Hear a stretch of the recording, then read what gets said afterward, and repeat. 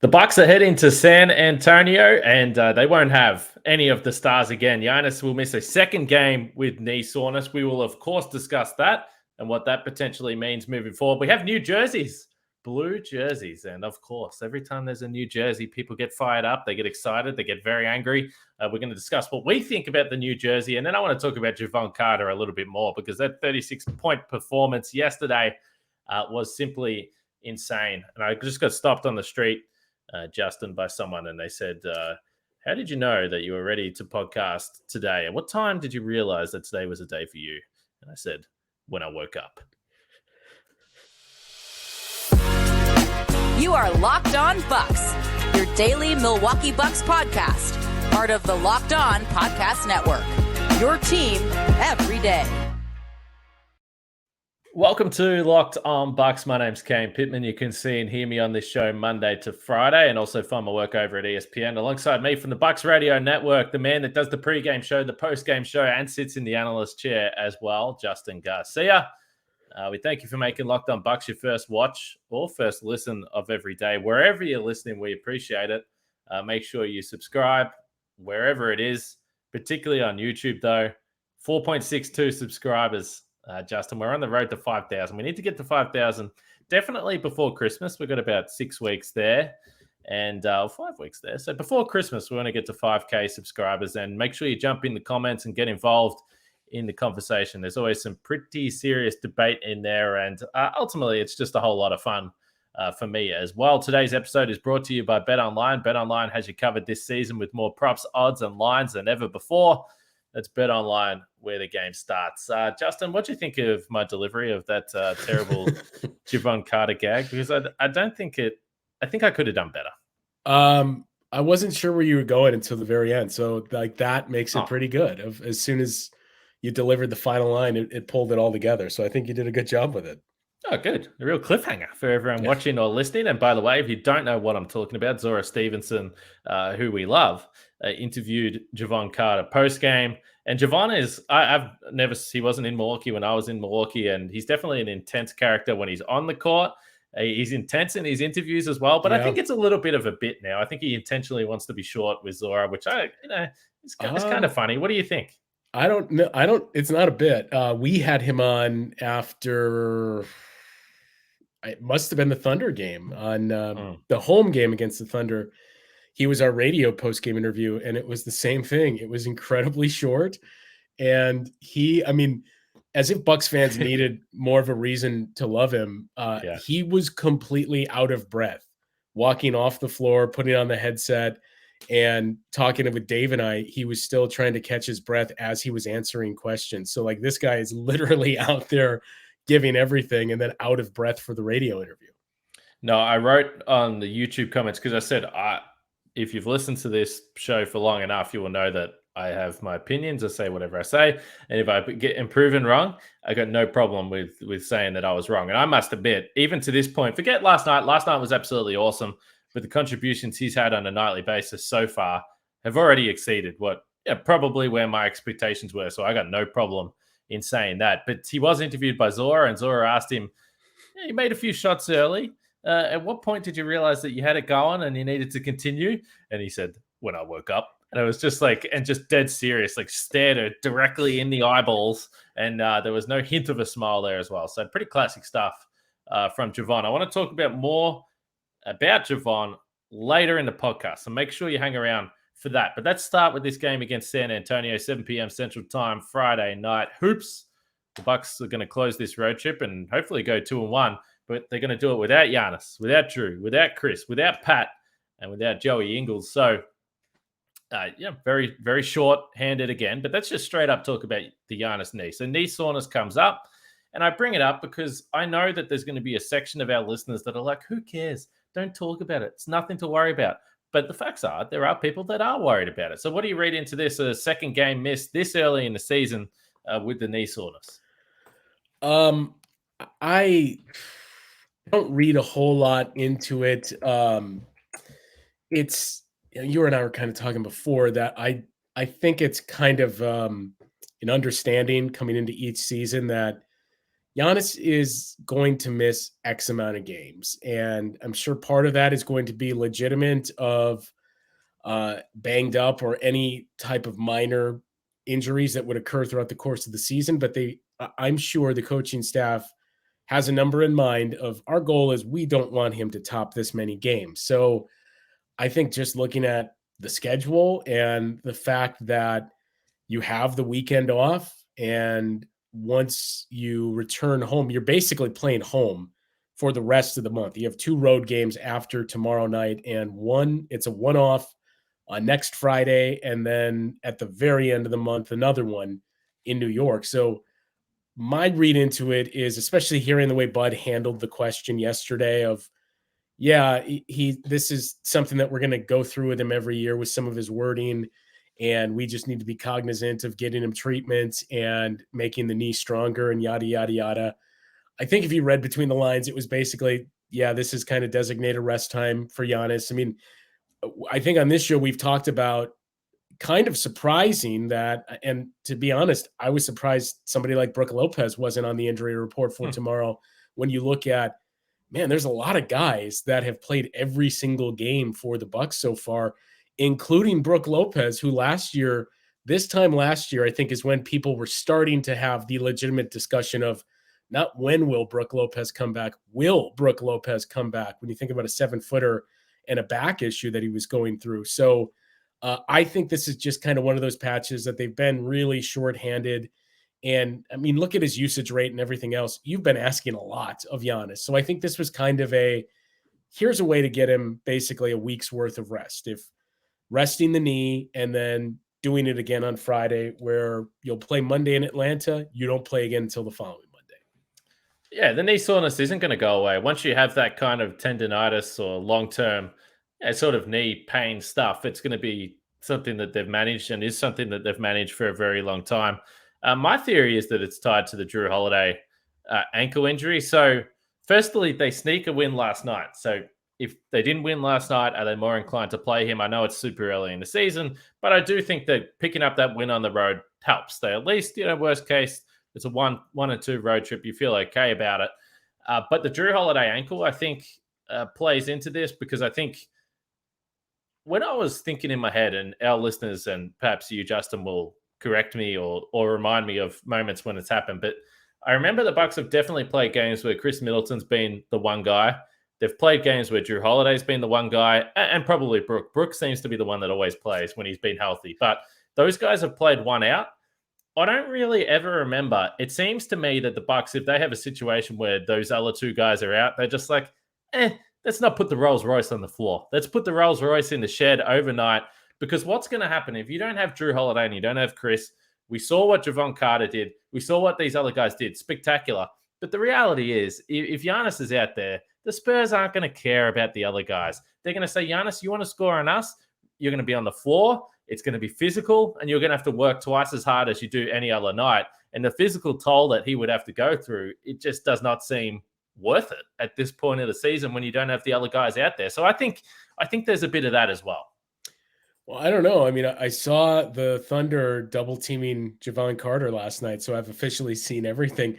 But yeah, we were actually looking through this before tip yesterday to see what's the number for record when the Bucks don't have any of those 3 guys. And prior to last night, it was technically 0-5, but it was, for all intents and purposes, 0-6, because one was the Drew Holiday bonus game, which was the final game last year where he played 8 seconds. So you count that one as a loss as well. But I think there was one game that I came across where Drew and Chris were out and Giannis played, but that was it. There was a handful of what you already said of Chris as the only guy or Drew was the only guy. So yes, it's an extreme rarity that we got nobody. Giannis, go get him. All right, we need to talk about the uniforms. And then, as I said, I've already teased it, the Jevon Carter chat. No, he's incredibly popular with Buck fans right now for a very good reason as well. You pointed to the work ethic of Jevon Carter, just an extremely easy guy to like and follow on this team. So we're going to talk about that more. Blue jerseys next. But now we're going to talk about our sponsor of the podcast, betonline.net, which is your number one source for sports betting info, stats, news, and analysis. Get the latest odds and trends for every professional and amateur league out there, from football to basketball to soccer to esports. We've got it all covered at betonline.net. Now, I mentioned this the other night. When will Kyrie Irving return to the Nets? Within 11 to 20 games, plus 125. That's the favorite. He will never return to the Nets, plus 150. I'm a little surprised by that. I'm pretty sure he's going to return to the Nets, and I'm certainly sure that he's going to be back playing NBA basketball at some point. That's my opinion. But betonline.net has you covered with all those sports, all those odds and lines that you can find, particularly for our audience here that's invested in the NBA. So head to the website today or use your mobile device to learn more. That's BetOnline, where the game starts. Also, check out the Locked On Sports Today podcast. We reference that a lot on this show, but because it's not just basketball, but I know a lot of our listeners, Bucks priority number one, but there's other sports that you're interested in. So check out the Locked On Sports Today podcast to catch up with all of that stuff. So the blue jerseys, or the City Edition jerseys, look, people that have listened to this for a long time know that I am not exactly a jersey enthusiast. I never really come in with any scorching hot takes on the different jerseys. So I didn't know that this was dropping this morning, but nonetheless, it's always pretty cool. They dropped the 30 City Edition jerseys, or however many there were. And I'm on there. I'm scrolling through, and I'm getting a good laugh, getting a chuckle out of a couple of them. Charlotte, shout out to you. And but overall, it's a fun exercise to see all these different jerseys. And a lot of the times, and this will be something that we'll talk about, you have no idea what jersey is what, because they're so different to colors and all those things that they have worn before. But I'm going to pull this up on the screen and throw it to you, Justin. Here is the City Edition jersey. And if you haven't seen this, and that's why you should be on YouTube, because it's up on the screen and you can see the tweet from the official Milwaukee Bucks account. That is no parody right there on Twitter. That is the official account. And this is the blue jersey, Justin. So what do you think? Let's throw it to you first. And by the way, I'll just say quickly, Camille was going to join us on this podcast tonight. She's just messaged and said that she's just leaving the movie theater. So shout out to you, Camille. I hope you enjoyed the movie. We'll catch up next week. All right. Blue jersey. What do you think? Well, I'm going to need a review on the movie first to know whether or not I should use the weekend off to go see it. But I like it. I liked the previous blue jerseys, yes, but I like this one better. And I think we kind of buried the lead too. To me, the most important part, because it was the number one gripe everybody had 2 years ago with the blue jerseys, is the alternate court will be for the blue jerseys now. So you don't have to complain about the Bucks playing in the blue jerseys and playing on the traditional green court. They're going to have a court that matches these jerseys when they unveil them for the first time on Wednesday. Yeah, it's a mistake. I did see the blue court up there. I think it just has the state of Wisconsin in the middle. Is that correct? Blue? I believe so, yeah. And then it's blue around the baseline and sideline. So anyway, yeah, it's a nice touch if you can add that there with the court. I think a lot of people were asking why they didn't have a purple court, all those types of things. Ultimately, if you have all these different jerseys, everyone would love to have a different court for everything, but it's not realistic. I think I read, and I'm not 100% over this, but I think I read that they're wearing this jersey 13 times, potentially the first time next week against Cleveland. Did you see that?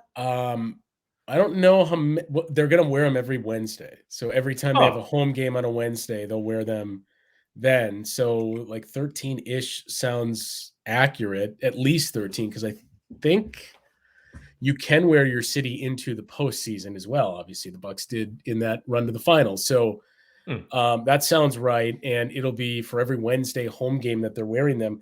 I was also, I really like the jerseys this year, the entire mixture of them. It was long overdue to update the Fear the Deer jerseys. I think they had just kind of gotten stale. And this version of it, to take the earned jerseys from last year and basically turn them black, is much better than especially last year's that just kind of seemed uninspired, that it was just, let's throw some black out there again. I like the city jerseys, obviously. Who doesn't like except maybe Frank, from what I can tell, who doesn't like the purple jerseys, unless you're a child in the 90s and it just makes you remember losing. So I like all of them that they've unveiled so far. And I was kind of surprised to see a lot of the commentary on social media for people Look, I liked it as well, but people really clamoring for the cream colored jerseys coming back. And our pal Dustin Godsey chimed in saying, we can't, that there's basically rules in what you can and can't do, which, I mean, if you look around, you mentioned everybody releasing theirs today. I mean, look at what Miami has done, where it's basically the same jersey every year, but it's a different color of the ransom notes and everything else. The Miami Vice jerseys, they just changed the color scheme. So cream is basically no more for the Bucks. So that's unfortunate. But yeah, it's, to me, this seems like an upgrade over the blue jerseys they had 2 years ago. We should be able to have a different YouTube frame for this podcast. If they wear purple, we've got purple on the frame. If they wear the blue, we put the blue on the frame. I don't know. I might inquire because that won't be something that I'll be doing, but we'll inquire with the people that are higher up the chain than me. I think the biggest thing with jerseys, and I don't care about it, but the biggest thing with jerseys with fans that are ultimately against this is the idea that no one identifies the Milwaukee Bucks with blue. So fine, that's absolutely correct. I understand that. They also wore, the yellow Mecca jerseys a few years ago. I mean, as I said, they've gone through and worn all these different colors now. My question would be, and this is the wrong forum to ask this because you are going to remember this unless you surprise me, but what color did the Bucks wear in Game 6 of the NBA Finals? They wore the black ones. That's right. Yeah. And so my point would be, who associates when people think about the Milwaukee Bucks black? Well, who associates teal with the Phoenix Suns? Well, that's right. So here's my point. Ultimately, why none of this matters at all. Because if you care about the Milwaukee Bucks and if you want this team to win, then I would be very surprised if you were sitting there on Game 6 of the NBA Finals, or now if you ever see any highlights of Giannis with the trophies, and you sit there and say, "Screw this! I am disgusted by the Milwaukee Bucks winning this title and wearing in black." Who cares? Why does it matter? Well, and I know it's a trim in the updated jerseys when they made that change. Geez, 7 or 8 years ago now that they updated to the current logo, but for as popular as they are, who associates cream with the Milwaukee Bucks? No one. This is the point. So the whole idea of what is the brand? Go back to the brand. What do you identify the Milwaukee Bucks with? I mean, they've had every color under the sun over the course of the last 50 years. So it just, to me, that idea just means nothing to me.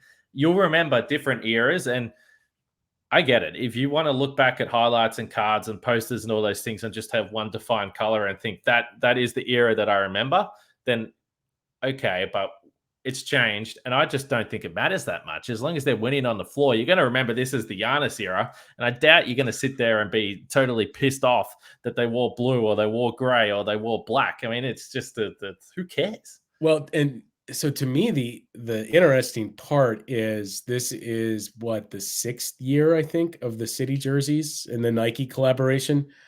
I mean, I know our friends in the marketing department are very creative for the Bucks, but what's left at this point? We all were asking for purple to come back. It's happened. When they introduced cream, people, they should do a cream color jersey. That happened. The Mecca one happened.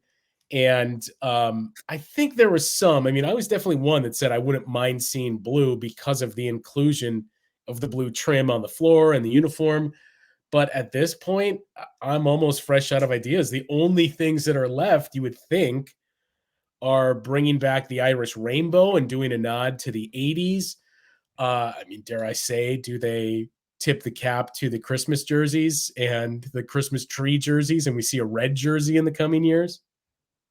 Well, the only caveat I would have with my strong non-opinions, I'm pretty strong on my non-opinion of the jerseys today. I just found myself getting fired up there. I apologize. But the one thing I would say is that I would be interested to know, with someone like Marcus that played in the 80s and had such an influential time with the franchise, whether he cares. Because that would mean something. If Marcus sat back and said, I don't like the fact that they're wearing all these. Now, I can't imagine him saying that. But if he did feel that way and said, I wish that we wore the colors that we wore when we had those really successful teams when I was around, then that would carry some weight for me, because I think that you do have to ensure that you're always acknowledging the superstars of your franchise from the past.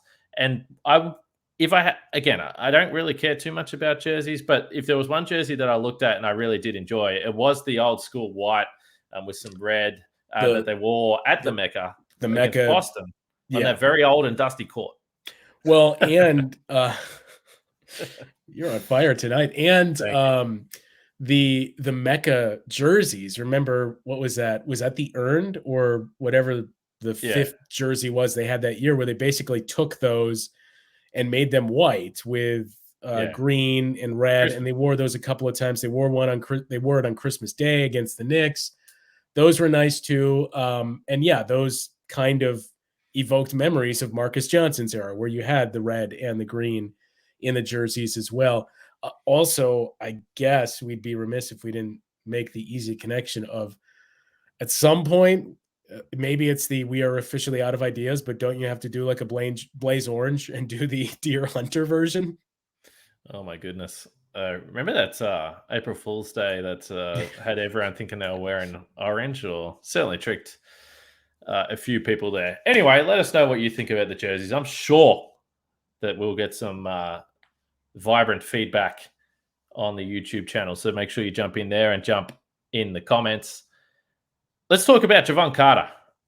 So 36 points, 12 assists, and for good reason. Listening to a few podcasts this morning, scrolling through Twitter, all those types of things, there was genuine shock from fans that didn't watch that game. Like, Jevon Carter did what? He had these numbers. Now, if you look at who wasn't in the game, I guess it makes a little bit more sense. And I mentioned this before, hard work pays off. When we spoke about this Bucks team at the start of the season, we were trying to find ways where, if they're not changing the roster over a lot, who are the guys on this team that actually have room to develop? So Marjon Beauchamp, easy. Grayson Allen's been someone that I've been high on, and I'm still high on him. There is obviously some negative talk around Grayson. I think part of that is because people just want to have a trade. So they just think that it's time to trade. I think it's too early in the season to tell. I think he's had some good moments, but Grayson's someone that's young enough to potentially get better. And as I already mentioned at the start of this podcast, Jevon Carter is a guy that is in the age and experience in the NBA where he can get significantly better. And I overlooked him, no question. Yeah. So we'll see whether he is a guy moving forward. As for last night, what that means immediately, who knows? We'll see what he does tomorrow night. It's going to be fun to see him, try and back up that type of performance. As I mentioned, he took 27 shots. So what that performance means in terms of what he's going to do when all the stars are back, probably not a lot, because he's not going to play that role. He's not going to take those shots. I think overall the shot profile of Jevon Carter is interesting, because I got a few comments in the YouTube streams suggesting that Javon's good because he can create his own shot, he can finish at the rim, he can do all this. And I was like, well, we haven't really seen that to this point. So I went to Cleaning the Glass and had a look at his numbers. So 56% of his shots coming from three-point land, 27% from the mid-range. Now, it's only early in the season, but that is very close to his career averages, and only 17% coming at the rim, which you brought up on the podcast the other night. He hasn't been looking to score too much at the rim. He's been looking to facilitate, and I think part of that is because he's always hovered around the 50% mark scoring at the rim, which is in a very, very low percentile. He hasn't been a good finisher at the rim. Now, last night, maybe it was just one of those nights where everything was going, but he had some legitimately crazy finishes in traffic at the rim. So I'm just curious to see where it all balances out, and if his ability to finish at the rim is something that maybe continues to develop. But to this point, it hasn't been a big feature. No, and I think part of it is his size too. Obviously, that he's a bit undersized. That's fair to say, but he has seemingly gotten a little better throughout the course of the season at figuring out how to use his body to shield the defender, and that's helped his finishing around the rim.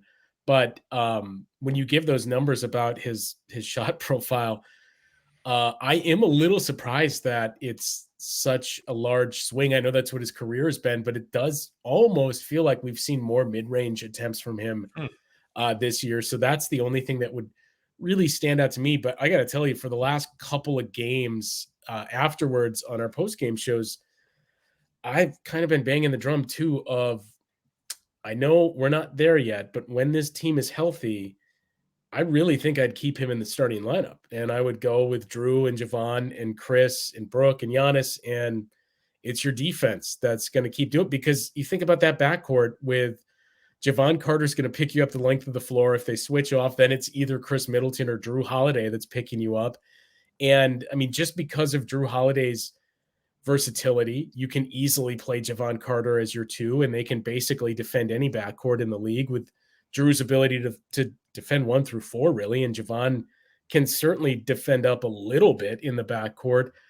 And then the bench has been extremely productive so far this season, but also it gives you the opportunity to say, Grayson and Bobby, you're just coming off the bench to score, and you're going to juice our bench offense. You got guys that can still defend off the bench. Pat Connaughton will do that. We think, based off what we've seen from the last week, Marjan Beauchamp will definitely do that too. So I did not envision saying that when the season started, but 11 games into the season, I've kind of really 8 or so games into the season, you reach the point of like, you know what? I would like to see him. I'd like to see this unit keep going. And I think Jevon should stay in the starting lineup. Yeah, I'm probably with you. I think I've come around now. I still, if you ask me today, if the playoffs started tomorrow, I would probably still, depending on the matchup, consider putting Wes in there just for the size and the different things he can do. But also having Jevon in there as, primarily a guy that's just going to defend the point guard. We've seen him take some of the load off Drew Holiday as well, which I think the cumulative effect of what that does during the regular season, I think is also important. I think it's handy to have a guy like Jevon, because you're not worried about the workload with Jevon Carter. He can play as many minutes as you need him to play. He's young, hasn't had a long career to this point. So yeah, I'm probably with you. And then we'll see over the course of the regular season whether it becomes something that, okay, yeah, maybe we'll put Wes back. We'll have more of a sample size of what Jevon does in different matchups against better teams. And I know we've mentioned Boston a lot, but Boston, where they have significant size, where they can potentially try and attack Jevon Carter in switches there. We'll see what that looks like. But to your point, and you just made me think about this on the spot. So if there was one thing that the Bucks haven't really had really ever in the Bud era, it's serious firepower off the bench. They just haven't had it. So if you look at it, and as you pointed to, Bobby Portis, Grayson Allen, but then you throw in Joe Ingles there, who's a really good pick and roll operator plus shooter. You think he's someone that can juice up the offense and give you some different looks with that reserve group there. So there's 3 guys that you have, plus Pat Connaughton, who's going to come back in. And then there's your 9. And then if George Hill is the guy who, by the way, I mean, if we can all just acknowledge that with certain sections, George Hill can't do anything right, because I saw slander of Hill yesterday. He had 12 points, 5 assists, 3 steals, only 1 turnover, 3 for 6 from the field. I thought he was good. Yeah. I thought he's been good overall this season. And I don't think anybody is suggesting that George Hill is going to be the guy he was, at the midpoint of his career. Yeah. I mean, he's and not only that, he's not capable, because I saw this come up about the Jevon Carter, George Hill comparison. Like, George Hill is not capable of doing what Jevon Carter did yesterday. That's fine. No, but Javon's been playing heaps, so it's not like he's stealing his minutes. Yeah, he's clearly at the back end of his career, but I mean, I don't see how you can have any gripes with anything that George Hill has given you so far this year. That he's been productive off the bench. He has been much better than he was a year ago, and I know a lot of people wanted to deem it an excuse when we heard him really chronicle what he was going through health-wise last year at Media Day. But I mean, it checks out when you watch him play this year he looks much different. He's more aggressive. He's hitting shots. And I mean, he still knows what to do in this system. And that is basically more important than anything. But back to the bench thing. So it was basically Bobby Portis' first year, when I want to say he was averaging like 11 or so points off the bench for the Bucks. You can't count what he did last year because he was basically a starter for you. Prior to that, I think it was Greg Monroe the year before he was traded, when he was just pushed to the second unit, and he averaged around 12 points a game. That's it. Bobby Portis and Greg Monroe. You got to go back even further than that to think about, man, when was the last time the Bucks had a big time volume scorer off the bench. Yeah, not sure. Our listeners will let them know. I can't think of any like straight off the top of my head that were every night bringing it. Yeah, I'm not 100% sure. But yeah, I just think it's exciting. If this team can finally get healthy, you talk about those 10 guys that I mentioned, and then obviously we've seen Marjon Beauchamp. But I watched a bit of the game again today, and I just want to make one quick point on Marjon Beauchamp before we wrap this up. The way he runs in transition, how quickly he sprints to get, whether it's a corner or to fill the lane and see if he can get a cheap dunk. He, with Giannis and Drew and all those guys playing, if he finds a way to continue to get minutes, it's not always perfect, but he does just do the things, the little things well. And that's very simple. Like, but he just sprints down the floor in transition, and it's very noteworthy, and not everyone does it. It's stuff like that. I mean, it's overall his athleticism overall, but it's also things like that that make up for mistakes where we've talked about before. I mean, you expect it to happen as a rookie, that he's going to be lost at times and not know what his assignment is. We've seen it a couple of times, even in the games he's played well, but because of doing that and because of his athleticism, I've seen him make up for being in the wrong spot just because of that, which is, who's the last guy we had that you could really say that for, especially at this young of an age? And you've already started to hear some comparisons to Dante, which is unfair because they're very, very different players. It's just, who was the last rookie the Bucks had that you actually got something out of and it looked like you were going to develop? It's not a great track record right now when you look at the young guys of Dante's production, Malcolm Brogdon and Giannis. That's basically it that you've had for your young guys here in the last decade or so. But I mean, he's going to take a turn for the worse at some point. Not that it'll be sustained, but he's going to have games where he doesn't look good. But let's just soak this up as much as we can because he looked incredible against the Thunder.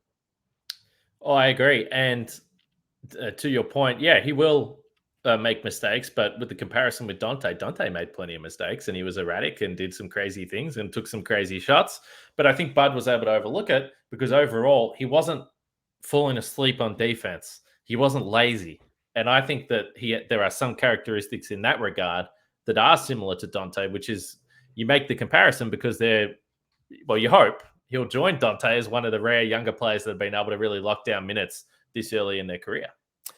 Yeah. And, look, this isn't the Dante DiVincenzo podcast, but the unfortunate part for Marjon is everything we just spent the last 20 minutes talking about in the depth, and that when these guys come back, and they're going to be coming back, they're playing his position. And I think part of it is obviously you can't compare the defense of Marjon to Jordan Nwora. They're two very, very different players in terms of their mindset and where their skills lie. But I do think part of the struggles that we've seen from Jordan Nwora, who I think I was probably as vocal as anyone saying he's doing some of the things that we asked for, and he's giving that effort on defense. He's making the extra reads and the extra pass. That's all you want to see from him. We've seen that regress in the last week, and I think a lot of it is going back to last Friday, seeing Marjon Beauchamp start to have a breakout against the Timberwolves and then just keep building on it. And B, I mean, he can hear all the chatter as well. He knows Pat Connaughton, Chris Middleton, they're very close to coming back. Joe Ingles is coming back at some point. What does that mean for me? So it's kind of easy to slip back to all right, I know I can score, so that's how I got to stand out. That's exactly right. And he doesn't exactly, Marjon, that is, doesn't strike me as someone that's going to complain or sulk about the situation when it all happens. He seems like he's pretty excited to be a part of it. To this point, I'm excited to be a part of this podcast, though. But let's wrap it up. We've got the weekend. We've got the Spurs game coming up tomorrow on the road. Like I said, be interesting. Those players, including Marjon Beauchamp, will get significant opportunities to play well. So it's going to be a bit of fun. Check out the Locked On Sports Today podcast, as I mentioned, for everything else going on in the sports world. After you're done with us, make sure you subscribe on YouTube. Let us know in the comments about the jerseys, about Giannis knee, about Jevon Carter, all the topics we had today. I think it was a pretty good pod. I feel pretty good about this one, Justin. But we'll wrap it up, get stuck into the weekend, and we'll be back next week. For Justin and myself, we'll speak to you guys then.